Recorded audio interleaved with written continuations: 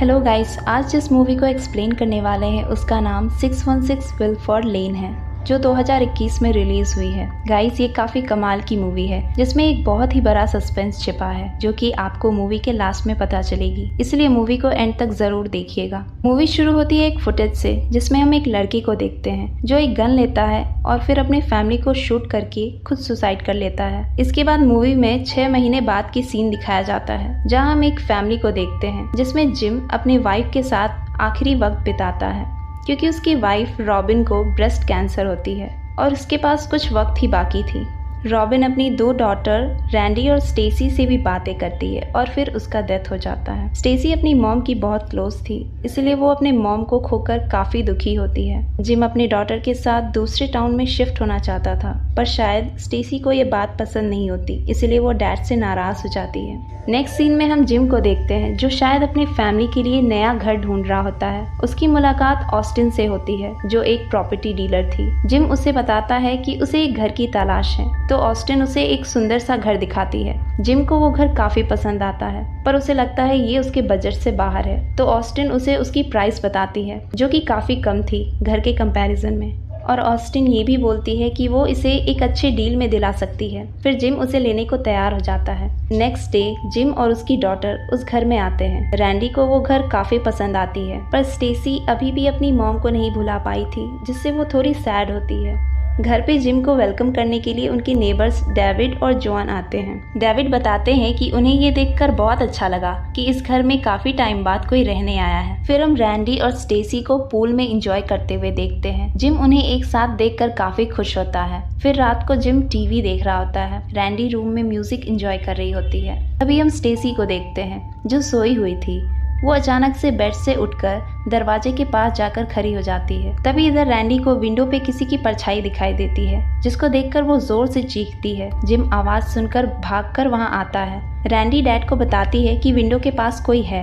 Dad बाहर जाकर check करते हैं, पर वहां कोई नहीं होता, तो जिम पुलिस को बुलाता है। ऑफिसर जेम्स वहां आते हैं। उन्हें वो घर देखकर वही सीन याद आता है जो हम मूवी के शुरुआत में देखे थे, क्योंकि जेम्स ने ही उस केस को हैंडल किया था। रैंडी ऑफिसर को सब बताती है। फिर जेम्स बोलता है कि शायद वो डेविड के यार्ड की तरफ गया। तभी हमें ऑफिसर से पता चलता है कि डेविड असल में एक मेयर है और पुलिस उन्हें इतनी रात को डिस्टर्ब नहीं करना चाहता था। स्टेसी जल्दी से रात का फुटेज ऑफिसर को दे देती है और फिर ऑफिसर वहां से चला जाता है। नेक्स्ट डे जिम और उनकी डॉटर बाहर जाते हैं, जहाँ रैंडी और स्टेसी कॉफी शॉप चली जाती है और इधर जिम डेविड से मिलता है, जो कल रात हुए हादसे के बारे में बात करते हैं और जिम को बोलते हैं कि उन्हें इन चीज़ों के लिए पुलिस को बुलाने की कोई ज़रूरत नहीं है, और बताते हैं कि उनका घर एक सेफ इलाके में है और बार बार पुलिस बुलाने से उस प्रॉपर्टी की वैल्यू भी घट सकती है। उसके बाद डेविड जिम को एक पार्टी में इन्वाइट कर वहाँ से चला जाता है। इधर रैंडी और स्टेसी 2 लड़कों से मिलती है जिनका नाम मैट और माइल्स होता है। मैट रैंडी से स्नैप आईडी लेकर चला जाता है। रात को जिम पार्टी में जाता है जहां उसे ऑस्टिन भी मिलती है।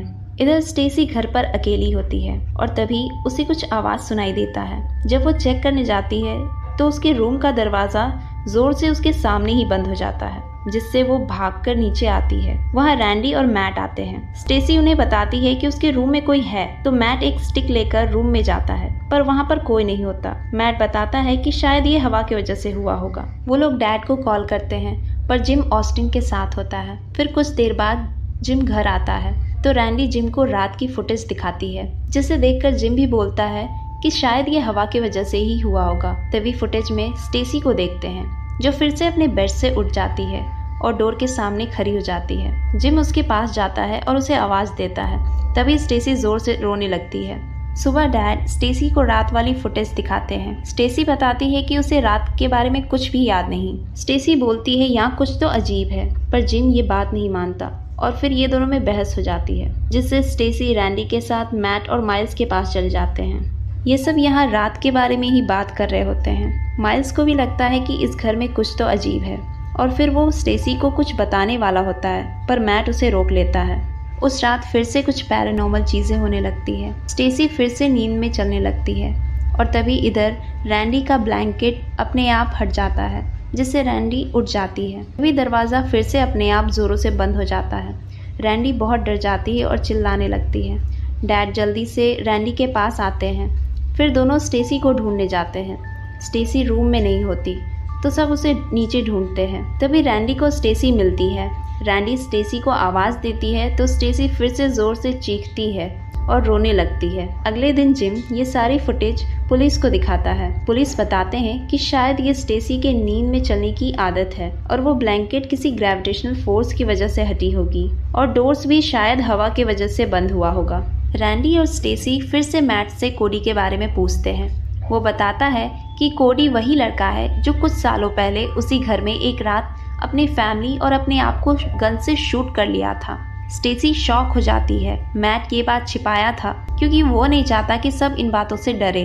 और फिर जब मैट और रैंडी रूम में एक साथ होते हैं तभी उनके रूम की दरवाज़ा अपने आप खुलने लगती है और नीचे स्टेसी और माइल्स होते हैं, जहां माइल्स देखता है कि टेबल पे रखे बॉल खुद ब खुद हिलने लगती है, जिससे वो डर जाता है। वहाँ रैंडी के रूम में अचानक से टेबल स्लाइड करते हुए आगे आने लगता है और दरवाजा भी जोरों से बंद हो जाती है। मैट को लगता है कि ये सब माइल्स का काम है तो वो उस पर जाकर चिल्लाने लगता है। फिर सबको यकीन हो जाता है कि ये घर जरूर हॉन्टेड है। रैंडी और स्टेसी कोडी वाली बात और ये सारी पैरानॉर्मल चीजें जिम को बताती है, बट जिम ये सारी बातों पे यकीन नहीं करता। जिम उन्हें प्रॉपर्टी के पेपर्स दिखाता है और बताता है कि अगर कोडी वाली बात सच होती तो ये बात प्रॉपर्टी पेपर में जरूर मेंशन होती, क्योंकि ये एक लीगल रूल है। नेक्स्ट डे जिम कहीं जा रहा होता है तो डेविड उससे मिलता है और उसे बोलता है कि अगर वो ये घर को हॉन्टेड बताना बंद करेगा तो वो ये घर का 10% लोन कम भी कर सकता है। पर जिम गुस्से में ऑफर को ठुकरा देता है और वहाँ से चला जाता है। जिम ऑस्टिन से मिलता है और उससे कोडी वाली बात पूछता है। ऑस्टिन बताती है कि हाँ, कोडी ने सुसाइड किया था, पर ये तो बहुत पहले की बात है और वो घर भी दूसरा था। जिम गुस्सा हो जाता है और फिर दोनों में बहस हो जाती है। ऑस्टिन उसे 2 थप्पड़ मार देती है, पर फिर दोनों इंटीमेट हो जाते हैं। और इधर स्टेसी और रैंडी घर आते हैं और डैड को आवाज़ लगाते हैं, पर डैड वहाँ नहीं होते, जिससे वो दोनों नीचे सोफे पे ही सो जाते हैं। रात को स्टेसी फिर से नींद में उठकर चलने लगती है। तभी रैंडी की नींद खुलती है तो वो स्टेसी को वहाँ नहीं देखती तो उसे ढूंढने जाती है। तभी रैंडी स्टेसी को देखती है जिसके हाथों में गन होती है। वो सीधे रैंडी पे फायर करना चालू कर देती है। रैंडी किसी तरह बचकर अपने रूम में भागती है। स्टेसी गन पॉइंट किए उसके रूम की तरफ जाती है। तभी रैंडी विंडो से अपने डैड को देखती है और उन्हें अंदर आने से मना करती है।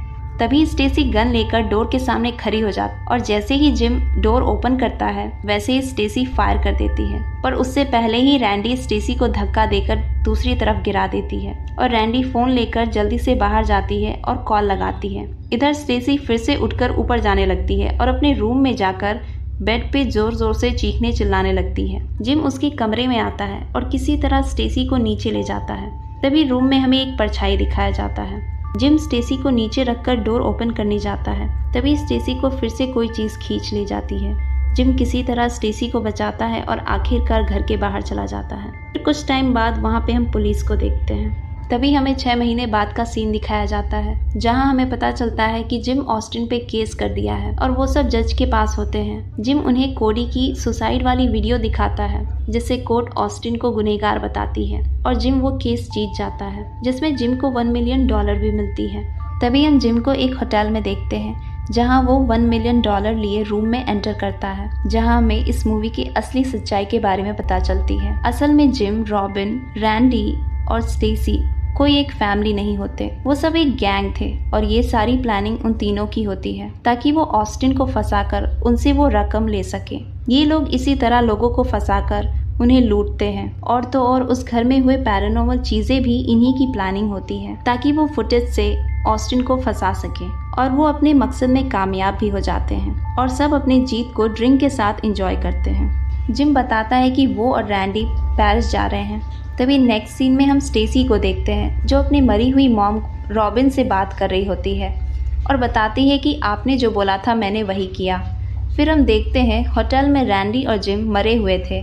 शायद स्टेसी ने उनके ड्रिंक में जहर डाल दिया था और स्टेसी ने ऐसा इसीलिए किया था क्योंकि स्टेसी की मॉम रॉबिन मरने से पहले स्टेसी को कहा था कि इससे पहले ये दोनों तुम्हें मार डाले, तुम इन दोनों को ख़त्म कर देना।